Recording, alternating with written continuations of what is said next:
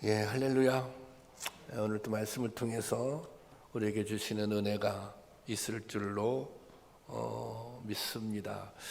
제가 설교를 할 때 이제 사순절 기간에 십자가에 관한 설교를 하잖아요. 그런데 이 십자가에 관한 설교, 십자가 설교가 설교자에게도 물론 듣는 여러분도 부담이 되지만 설교자에게도 매우 부담되는 내용 중에 하나입니다. 그렇지만 사실은 이 십자가에 관한 설교, 십자가보다 더 은혜로 우리에게 다가오는 것은 없습니다. 우리가 이 십자가가 예수님께서 십자가 못 박혀 돌아가셨잖아요. 그래서 구원을 받았잖아요. 그런데 우리가 그것을 그래서 인류가 구원을 받았다, 모든 사람들이 구원을 받았다 이렇게 표현하는데 그것이 인류가 이런 차원이 아니라 내가 십자가 때문에 구원을 받았다. 예수님이 나 때문에 십자가를 지셨다. 이제 그런 고백이 우리 가운데 있어야 이 십자가가 정말 은혜로 다가오는 것입니다. 그런 은혜가 있기를 주님의 이름으로 축원합니다. 우리 성지순례를 하게 되면 꼭 방문하는 곳이 있는데요. 그곳은 빌라도의 집무실이 있었다고 알려진 곳에서 골고다 언덕까지 이르는 길입니다. 예수님께서 빌라도 법정에서 신문을 당하시고 이제 그 다음에 형틀인 십자가를 지고 이제 골고다 언덕까지 올라가신 거죠. 그래서 골고다 언덕에서 십자가 못 박혀 돌아가시게 되는 거예요. 이 거리가 한 800m 정도 돼요. 근데 이 길을 비아 돌로로사라고 부릅니다. 이게 라틴어로 비탄의 길, 또 슬픔의 길이란 뜻인데 우리는 그냥 흔히 십자가의 길 그렇게 부르고 있습니다. 한 폭이 2m도 안 되는 아주 구불구불한 길입니다. 이제 예수님께서 십자가에 못 박혀 돌아가시는 그 과정을 보면 일단 이 빌라도의 법정에서 신문을 받습니다. 그래서 그곳에서 이제 사형 언도가 내려지잖아요. 그러면 자기가 이게 달리게 될 십자가 형틀을 등에 지고 지금 골고다 언덕까지 올라가는 거예요. 오늘 본문은 이제 그런 과정이 있는 것입니다. 지금 법정에서 신문을 받잖아요. 신문을 당하잖아요. 그리고 온갖 조롱도 받고 거기서 또 소위 얘기하는 고문도 당하세요. 이제 그런 다음에 십자가를 지고 이제 골고다 언덕을 향해서 올라가는 거예요. 이 길이 어느 정도냐면 한 800m 되는 길입니다. 그런데 지금 예수님은 이미 이 상황에서 거의 지치고 탈진했습니다. 수없이 조롱도 당했지만 또 수없이 매도 맞았거든요. 그래서 예수님께서 도저히 십자가를 지고 갈 수 없는 형편에 이르게 된 거예요. 그런데 지금 예수님께서 십자가를 지고 올라가는데 그 광경을 많은 사람들이, 그 사람들은 구경꾼이죠. 많은 구경꾼들이 그 현장에서 예수님을 보고 있었던 거예요. 그런데 예수님이 더 이상 십자가를 지고 갈 수 없어요. 계속 쓰러지시는 거예요. 그때 그것을 보고 있던 구경꾼 중에 한 사람이 이제 구레네 시몬이라는 사람이 있었는데 이 구레네라고 하는 곳은 지금으로 얘기하자면 아프리카입니다. 이제 시리아에 가면 지금도 이 지명이 있다고 합니다. 그러니까 먼 곳에서 온 사람이죠. 이 구레네 시몬이 구경을 하고 있는데 로마 병정이 구레네 시몬을 지목합니다. 그때는 당시에는 법이 로마는 다른 사람들, 로마의 지배를 받고 있는 그 속한 사람들에게 그런 걸 명령할 수 있는 그런 권리 같은 게 있었어요. 그래서 이 구레네 시몬은 정말 이 얼떨결에 억지로 이 십자가를 지게 된 것입니다.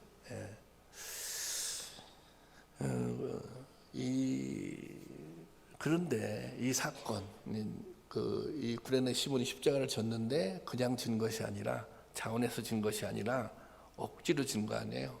억지로 졌다고 하는 것은 로마 군인이 강제로 지우게 한 것입니다. 그런데 이 사건이, 이 십자가를 강제로 지게 된 사건이 구레네 사람 시몬에게 그의 삶을 이 송두리째 바꿔놓습니다. 이 사건이 시몬의 인생의 전환점이 된 것입니다. 그러니까 억지로 진 십자가가 시몬의 삶에, 그의 인생에 아주 중요한 전환점이 되었다고 하는 것입니다. 오늘은 강제로 십자가를 졌던 구레네 사람 시몬의 삶에 일어난 일들을 통해 은혜를 나누고자 합니다. 구레네 사람은 아까도 말씀드렸지만 예루살렘에 거주하는 사람이 아니라 여행 온 사람입니다. 여행객이었습니다. 유대의 관습에 의하면 절기가 되면 유대적 밖에 사는 모든 유대 사람들, 이 사람들을 디아스포라 유대인 그렇게 부르거든요. 이 바벨론 포로 이후에 고향으로 돌아온 사람도 있지만 돌아오지 못한 사람들이 더 많았어요. 그래서 그 사람들을 디아스포라 유대인, 방랑 유대인 그렇게 불렀는데, 그 사람들이 절기가 되면 유월절이 되면 다 이제 예루살렘에 모였다고 하는 거예요. 그런데 그 구레네 사람도 그 사람 중에 한 사람이었습니다. 우리가 구레네 사람 시몬은 그러잖아요. 이 구레네라고 하는 것이 그 지명이 아프리카라고 하는 지명이에요. 또 시몬이라고 하는 것은 유대식 이름이잖아요. 그러니까 아프리카에 살고 있었지만 이 사람은 어떤 사람이에요? 유대 혈통을 가지고 있었던 사람이죠. 그래서 이 사람은 아마도 디아스포라 유대인 중에 한 사람이었을 것이다. 그래서 유월절이 되어서 예루살렘에 왔다가 졸지에 강제로 십자가를 지게 되는 것입니다. 그런데 이 성경은 시몬이 예수님의 십자가를 대신 진 일을 기록하며 이 본문 21절 보면 이렇게 시작해요. 마침, 그렇게 시작해요. 마침. 이 마침이라고 하는 말이 갖는 의미가 이런 것입니다. 마침 그 자리에 있어서 불행하게 십자가를 지게 되었다, 그런 의미가 아니에요. 마침 시몬이 그곳에 있어서 다행스럽게 주님의 십자가를 지게 되었다. 사실 지금 누군가는 예수님 대신에 십자가를 져야 되거든요. 그런데 다행히도 다른 사람이 아닌 시몬이 그곳에 있었다, 이제 그런 의미가 담겨져 있는 사람입니다. 그러니까 시몬은 그 순간에 예수님이 쓰러져서 십자가를 지고 갈 수 없는 그 순간에 선택된 사람입니다. 그야말로 병정들에게 발탁되어서 예수님의 십자가를 대신 지게 된 것입니다.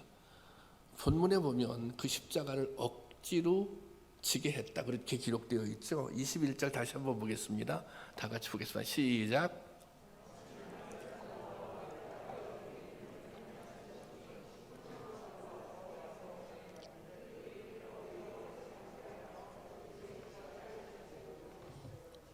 여기 보면 그들이 그를 억지로 같이 가게 하여, 억지로 십자가를 지게 했다는 거예요.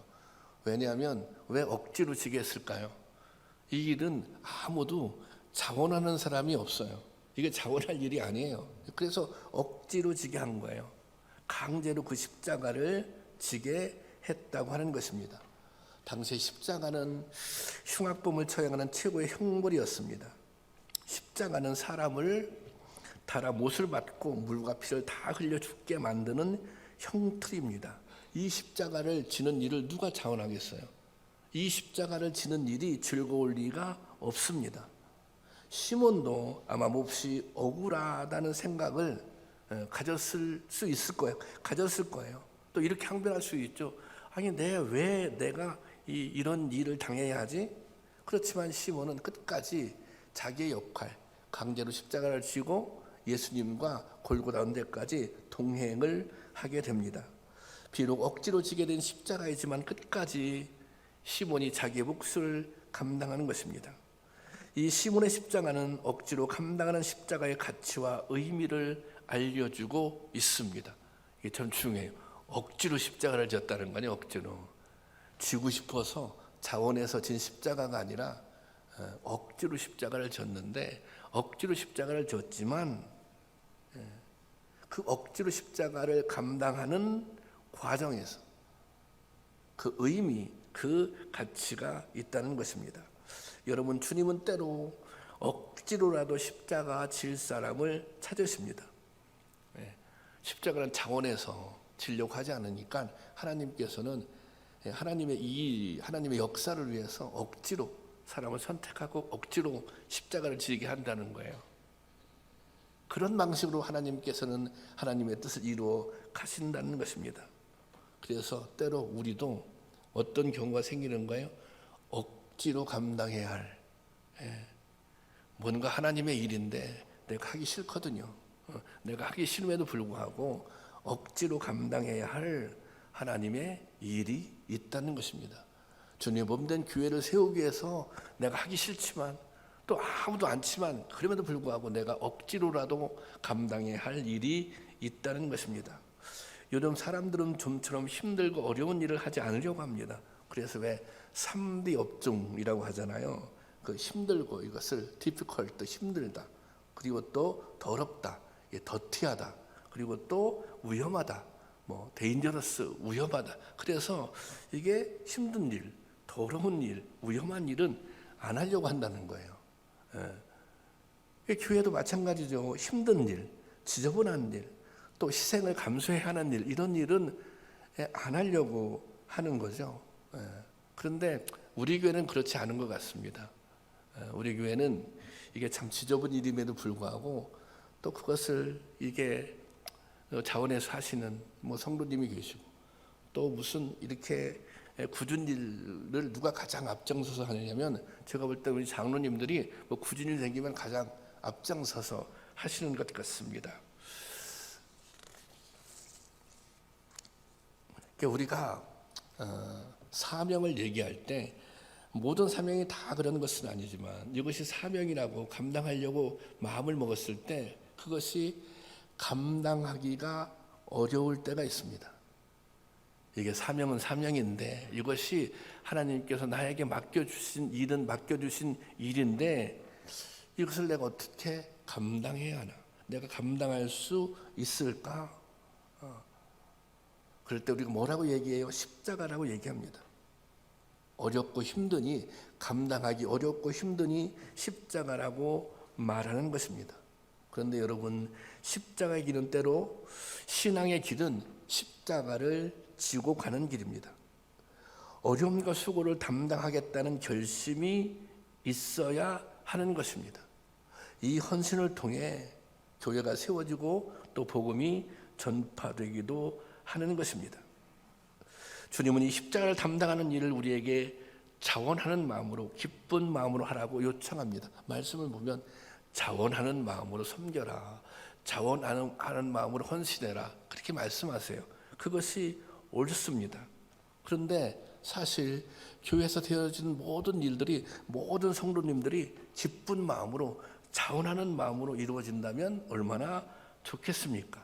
그러면 정말 그 교회는 건강한 교회죠.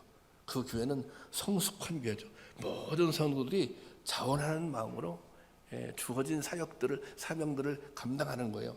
그러면 그것보다 건강한 교회가 어디 있겠어요? 그런데 사실 그렇지 않은 것이 우리의 현실입니다. 그렇잖아요. 제가 사역하면서 모든 성도님들이 자원해서 모든 일을 다 맡아서 알아서 하면 얼마나 좋겠어요. 근데 그렇지 않죠. 그러니까 뭐예요? 강제로라도 억지로라도 뭔가 맡겨서 책임을 지워줘서 그 사명을 감당하게 할 수밖에 없다는 것입니다.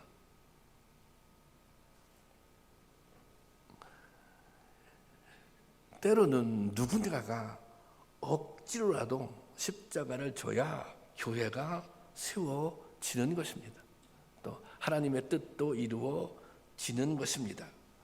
주님은 때로 억지로라도 십자가를 칠 수 있는 사람을 찾으시고 그 일을 통해 역사를 이루어 가십니다. 여러분, 오늘 비록 원해서 진 십자가는 아니지만 끝까지 주님과 함께 했던 이 시몬처럼 억지로라도, 때로는 억지로라도, 자원해서 하면 너무 좋지만 때로는 억지로라도, 그것이 불편해도, 그것이 힘들어도 억지로라도 주님의 십자가를 질 수 있는 우리 모두가 될 수 있기를 주님의 이름으로 축원합니다. 우리가 일반적인 시각으로 볼 때 구레네 사람 시몬은 정말 운이 나쁜 사람입니다. 요즘으로 하자면 좀 이렇게 재수가 없는 일을 당한 거죠. 왜 하필 그 순간 거기에 있어서 그 무겁고 욕된 십자가를 대신 지게 됐으니까 그렇죠. 그런데 이 사건, 억지로 십자가를 진 이 사건이 시몬에게는 그의 인생을 바꾸는 은혜의 순간이었습니다. 그의 삶을 180도 바꾸는 축복의 순간이었습니다. 강제로 지워진 십자가가 사실은 은혜의 순간이었다는 거예요. 사실은 그것이 축복의 순간이었다는 거예요. 마가는 오늘 본문에서 시몬을 소개할 때 그냥 구레네 사람 시몬 그렇게 하지 않고 그 앞에 알렉산더와 루포의 아버지라고 밝힙니다. 알렉산더와 루포의 아버지 구레네 사람 시몬.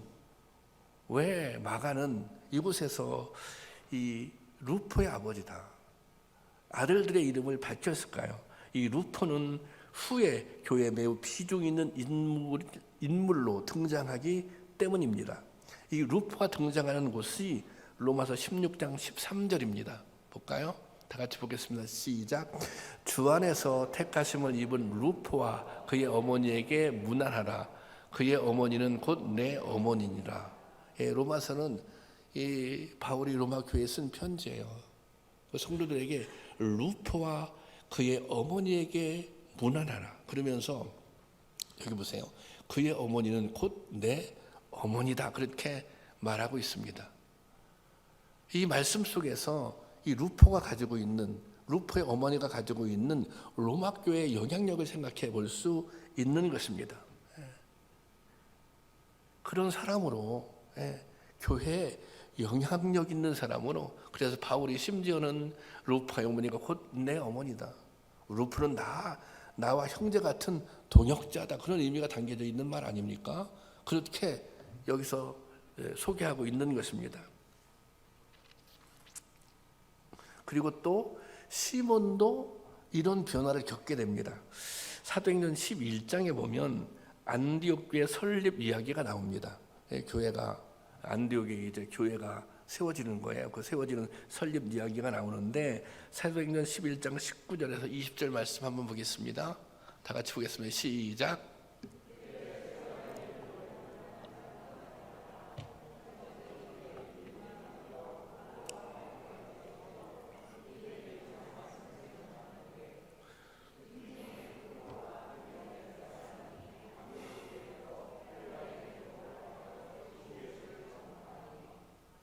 이 말씀의 내용이 초대교회 박해가 일어났어요. 그래서 교회가 흩어졌거든요. 그런데 그 흩어진 무리들이 안디옥에 가서 교회를 세우기 시작했는데 그 교회가 막 부흥하기 시작한 거예요. 부흥하자 그 교회 바나바를 보내거든요. 근데 그 교회가 설립되는 과정에 어떤 사람이 나와요. 여기 구브로와 구레네 구레네 사람이 등장해요. 그런데 여기 이 구레네 사람이 누구다, 어떤 사람이다, 여기선 이름이 안 나와요. 그냥 구레네 사람 그렇게 나오지. 근데 사도행전 13장 1절에 보면 이 구레네 사람이 누구인지가 밝혀져요. 한번 다시 보겠습니다. 다 같이 시작. 안디옥 교회의 선지자들과 교사들이 있으니 곧 바나바와 느게르라 하는 시므온과 구레네 사람 루기오와 분봉왕 헤롯 젖동생 미나엔과 및 사울이라. 여기 보면 니게르라 하는 시므온과 그러잖아요. 여기 니게르라고 하는 이 말은 니그로라는, 검다라는 뜻이에요. 그래서 이 시므온, 여기서 니게르라 하는 시므온은 누구를 말하는 거예요? 구레네 사람 시몬을 뜻하는 것입니다. 그러니까 지금 사실은 시몬이 나중에 어떻게 된 거예요? 이게 그 안디옥 교회의 설립자가 설립 멤버가 된 것이죠. 그러니까 그렇게 된 거예요. 그런데 이 로마서 16장 13절에 보면 보세요. 다시 올려줘요. 여기서 루포와 그의 어머니에게 문안하라 이렇게 나오잖아요. 로마 교회. 이게. 근데 여기 누구의 이름은 안 나와요? 그 형이 있잖아요. 알렉산더 이름은 안 나오잖아요. 그러면 이게 형은 어떻게 된 거지? 형은 전도가 안 됐나? 그런데 이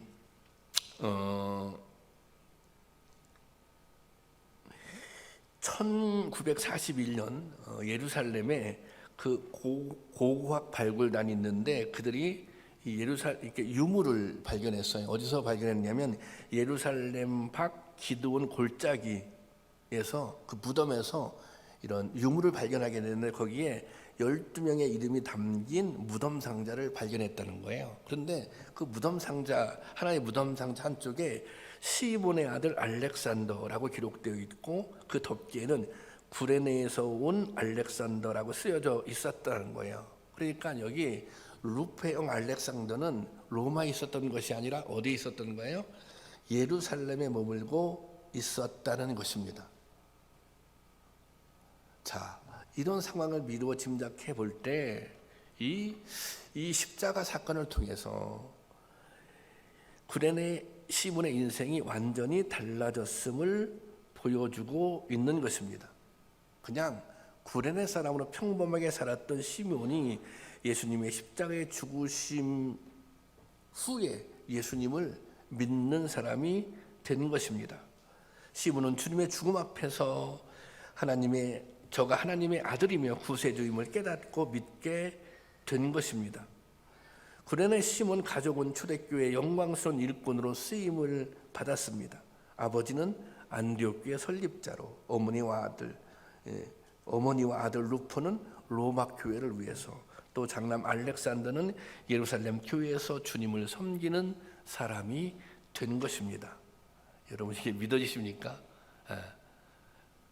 강제로 십자가를 진 결과가 이렇게 되었다는 것입니다. 시몬은 어쩔 수 없이 십자가를 졌지만 주님은 그 수고를 기억하셨습니다. 십자가를 짐으로 가장 중요한 것을 얻게 된 것입니다. 십자가는 인내와 수고로 감당해야 하는 것이지만 이 과정에는 반드시 은혜가 있습니다. 십자가를 지는 과정에는 반드시 은혜가 있어요. 이것은 감당해 본 사람은 알아요. 저도 가끔 목회를 하면서 참 이게 굳은 일이거든요.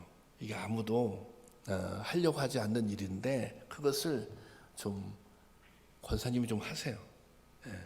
이거 장로님이 좀 하세요.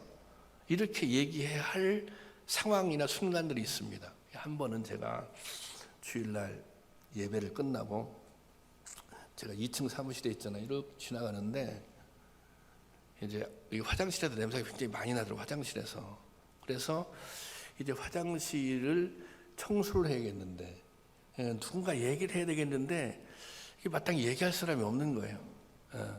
생각하다가 저도 누구에게 굳은 일을 하라고 그렇게 용기 있는 목사가 아니에요. 근데 제가 용기를 내어서 오늘 권사님에게 말씀드렸어요. 권사님, 이 화장실에 냄새가 너무 나니까 화장실 청소 좀 했으면 좋겠다. 화장실을 좀. 이제 그분이 이제 화장실 청소를 했어요. 화장실 청소를. 저는 굉장히 미안하죠. 이분이 또 이 화장실 청소 목사가 하라고 하니까 안 할 수는 없잖아요. 하다가 이게 기분이 나빠졌으면 어떡하지? 이게 또 상처가 됐으면 어떡하지? 그래서 막 후회가 되는 거예요. 내가 이걸 괜히 시켰구나. 또 이제 집사람하고 그 얘기했더니 저희가 막 뭐라고 하더라고요. 왜 그것을 그분에게 시키느냐고. 나한테 얘기하면 내가 할 건데. 그런데 다음 줄이 됐는데 그분이 저에게 오더니 그렇게 얘기하는 거예요. 목사님, 앞으로 제가 화장실 청소는 제가 알아서 할 테니까 신경 쓰지 마세요. 아니 화장실 청소는 제가 앞으로 저는 따지러 온 줄 알았어요. 왜 내가 이렇게 만만하게 보이냐? 왜 나한테 이런 화장실 청소를 시키느냐? 근데 그렇게 권사님 얘기하는 거예요. 목사님, 이거 목사님만 알고 계세요. 아무도 얘기하지 마세요. 이게 다 얘기하게 됐는데 그렇지만 그런데 화장실 청소는 제가 그냥 알아서 할 테니까 그냥 언제 시간 있을 때 와서 청소할 테니까 그렇게 하지. 그냥 신경 쓰지 마세요. 제가 가만히 생각해 봤어요. 왜 이분이 그런 생각을 했을까? 저는 그것이 그냥 은혜였다고 믿습니다. 목사님이 시켜서 억지로 했지만 하다 보니까 은혜가 된 것이죠. 그분에게. 그래서 이거 이왕이면 그냥 내가 다 하지 뭐. 이렇게 예, 은혜가 저는 그렇게 믿습니다. 여러분도 그렇게 믿겨지지 않습니까? 그런 거예요, 이게. 예. 그것이 억지로 내가 하는 것 같지만 그것이 정말 그 일이 하나님이 일이라면, 그 일이 하나님이 기뻐하시는 일이라면 거기엔 뭐가 있어요? 거기에는 반드시 은혜가 있다고 하는 것입니다. 예. 그래서 굳은 일도 행복하게 할 수 있는 거예요. 힘들고 어려운 일도 기쁜 마음으로 할 수 있는 거예요. 왜? 그곳에 은혜가 있기 때문에 그렇다는 것입니다. 여러분, 우리들도 그런 은혜를 경험해 볼 수 있었으면 좋겠습니다.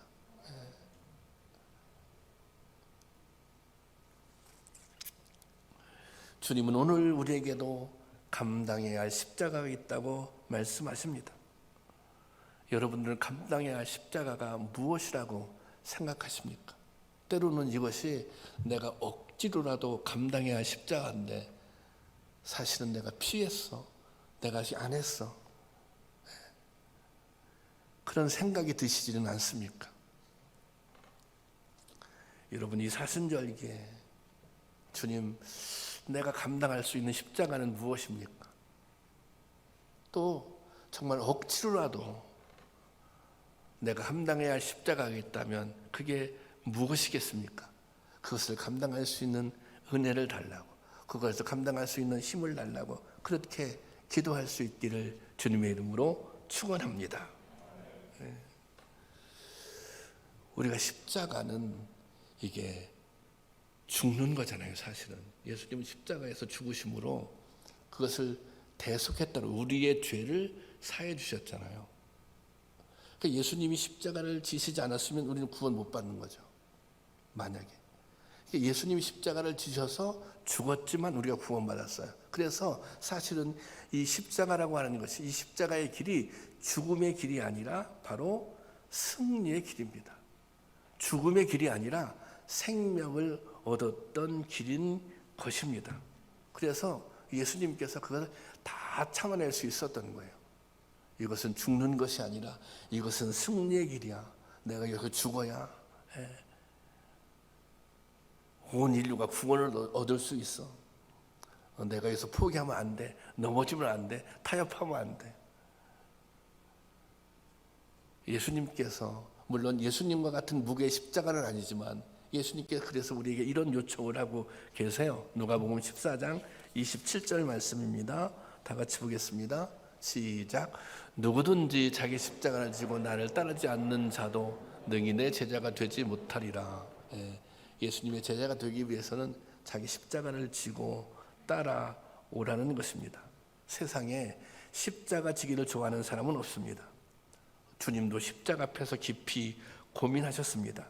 하지만 십자가 없이는 영광의 승리도 얻을 수 없는 것입니다. 좁고 험해서 가는 사람이 많지 않지만 십자가의 길에는 승리가 있는 것입니다. 오늘 우리에게도 저마다 감당해야 할 십자가가 있습니다. 신앙의 길은 반드시 져야 할 십자가가 있는 것입니다. 때로 우리에게 주어진 환경이 십자가일 수 있고 또 나에게 맡겨진 직임과 사명이 십자가일 수도 있습니다. 이 십자가를 감당해야 승리를 얻을 수 있는 것입니다. 우리가 익히 잘 들어서 알고 있는, 신앙생활 들어서 알고 있는 이런 예화가 있잖아요. 어느 성도님이 이제 꿈을 꿨어요. 어떤 꿈을 꿨냐면 이제 천성에 가는 길, 그런 꿈을 꿨는데 그냥 가는 것이 아니라 이제 십자가를 지고 가는 거예요. 십자가를. 근데 이 십자가가 너무 무거운 거예요. 이 천사에게 요청을 했어요. 천사님, 내가 이 십자가를 지고 가는데 이 십자가가 너무 무겁다. 그래서 사실 이것이 우리에게 주어진 사명일 수도 있고 우리에게 이제 직임일 수도 있고 현재 우리가 맞닥뜨리고 있는 환경일 수도 있잖아요. 비유한다면 이 십자가가 너무 무겁다. 이걸 도저히 지고 갈 수 없으니 이 십자가를 작게 만들어 달라고. 가벼운 십자가로. 좀 가볍게 만들어줬어요. 근데 이게 또 무거운 거예요. 그게 더 가볍게 만들어 달라고. 이 십자가를 이제 큰 십자가가 작은 십자가가 됐어요. 그래서 이제 천성 앞에 이뤘어요. 그런데 천성은 그냥 가는 게 아니라 그 요단강을 건너가야 되는 거예요. 근데 보니까 사람들이 다 저마다 자기 십자가를 지고 와서 그 요단강에 십자가를 걸쳐놓고 건너가기 시작하는 거예요. 그래서 이 성도님도 자기도 그 십자가를 건너려고 요단강에 십자가를 내려놓고 건너려고 하는데 이 십자가가 짧아서 건너갈 수가 없는 거예요. 뭐 그런 얘기. 이 의미가 어떤 의미인가? 이것은 그것입니다. 이게 천국은, 하늘나라는 십자가를 통해서 간다는 거예요. 십자가를 통과해야 하나님 나라에 간다는 거예요. 이게 너무 중요한 거예요. 십자가 없이는 부활이 없는 거예요. 고난이 없이는 영광도 없는 거예요. 왜? 십자가가 없이는 하나님 나라에 들어갈 수 없는 거예요. 그 십자가는 하나님 나라에 들어가는 통로라고 하는 것입니다. 내가 오늘날 감당해야 할 몫의 십자가가 있다면, 내 삶, 내 인생에 있어서 감당해야 할 몫의 십자가가 있다면 그걸 그냥 지고 가는 것입니다. 힘들고 어려워도 지고 가면, 지고 갈 수 있도록 주님께서 힘도 주시고 능력도 주세요. 그렇게 지고 가다 보면 그 길 끝에서 주님을 만나게 될 것입니다. 그 길 끝에서 우리에게 예비된 영원한 생명의 면류관을 받게 될 것입니다. 여러분, 오늘 우리가 감당해야 할 몫의 십자가가 있습니다. 어려워서 십자가입니다. 힘들어서 십자가입니다. 피하고 싶으니까 십자가입니다. 그렇지만 그것을 감당해야 하는 것입니다. 또 감당할 수 있는 힘, 감당할 수 있는 능력이 이미 우리에게 주어져 있는 것입니다. 그리고 그 길 끝에는 반드시 승리가 있고 또 영광이 있고 상급이 있는 줄로 믿으시기를 바랍니다. 그래서 최후 승리를 얻기까지 이 십자가를 지고 가시고, 더 나아가서 최후 승리를 얻기까지 이 십자가를 사랑할 수 있는 저와 여러분 될 수 있기를 주님의 이름으로 축원합니다.